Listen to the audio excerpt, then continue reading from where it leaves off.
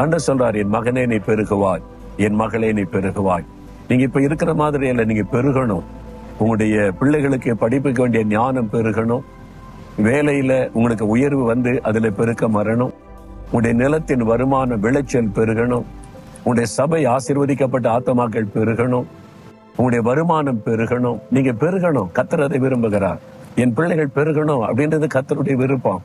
அதான் வாக்கு தத்துவம். வலதுபுறத்துல இடது கொண்டு பெருகுவாய். அவர் சொன்னதை நீங்க விசுவாசித்து ஜெபிச்சா தேவன் அதை நிறைவேற்றுவதை உங்களுடைய வாழ்க்கையிலே பார்க்க முடியும். 1978 இயேசுடைய ஊழியம் ஆரம்பிக்கப்பட்டது ஜெப குழுவாக. நாங்கள் சின்ன திண்ணையில கூடி ஜெபம் பண்ணினோம். சொந்தமா ஒரு அடி நிலம் கூட இல்லை. அந்த சமயத்தில் ஆண்டவர் 3000 பேர் கூடி ஜெபிக்கணும், தேசத்துக்கு அது கட்டுவதற்கான ஒரு கட்டடத்தை நீ கட்ட வேண்டும் என்று சொன்னார். இடமே இல்லை. ஆண்டவர் வந்து சொல்லிட்டார்.